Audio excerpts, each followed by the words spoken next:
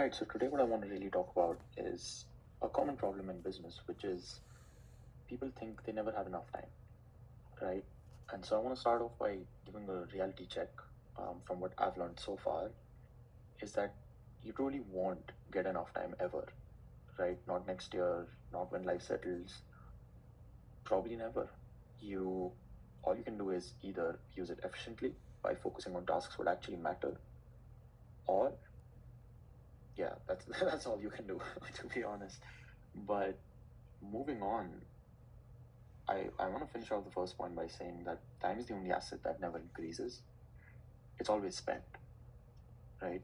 So essentially, we need to understand about time is that you can find a lot of things to do, especially in business. For example, I'll find myself working on my website a lot of the times, or I'll find myself making portfolios that, case studies that don't actually matter. When in reality, I need to remind myself constantly to focus my time that I have on stuff which will actually move the needle, right? Stuff like talking to clients, making sure results are on point, and all that good stuff. The hidden truth with time is that it doesn't really scale either. It's all about priorities, right? Reacting instead of directing, buy instead of busy instead of productive, avoiding instead of deciding. So obviously you cannot stretch a day, but you can stretch the value of each hour. And how do you do that? You do it by focusing on tasks that actually move the needle, right? You don't sit around thinking and planning and being like, oh my God, yeah, let's just work on the website today, or let's make a content schedule or something like that. I mean, those things are important, of course, but I would say that focus on things that actually move the needle, right? So, which brings me to this point, which I would say this is the stuff that you should actually be focusing all your energy on.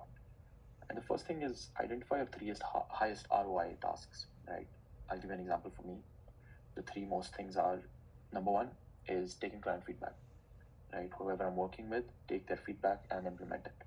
Number two, actively seek to engage in more outreach, whether it be through ads, whether it be through sending messages to random people, whatever. And the third one is content, right?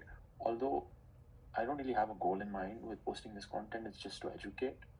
But if it does build into a brand, which I know it will, but when it does, then I'll probably figure out how to get people from there as well, right? In terms of leads.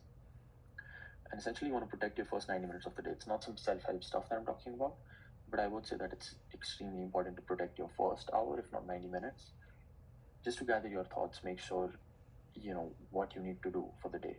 Although, what I do is I just write it down one day before, whatever the stuff is. I just write down the stuff on what I'm supposed to be working on, right? And the last thing is eliminate one low value commitment weekly, because every yes steals time from something more important. So although this is something I struggle with myself because I am in university, so I would say try and prioritize your stuff. Prioritize what actually matters. I'm not saying cut off people. I'm not saying any of that. I'm just saying try and prioritize stuff that actually matters in your business, which will move the needle once again.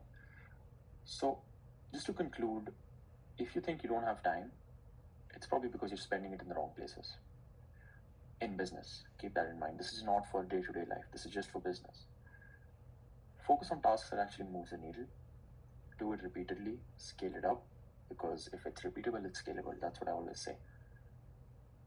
And then identify your three highest ROI tasks and protect your first 90 minutes.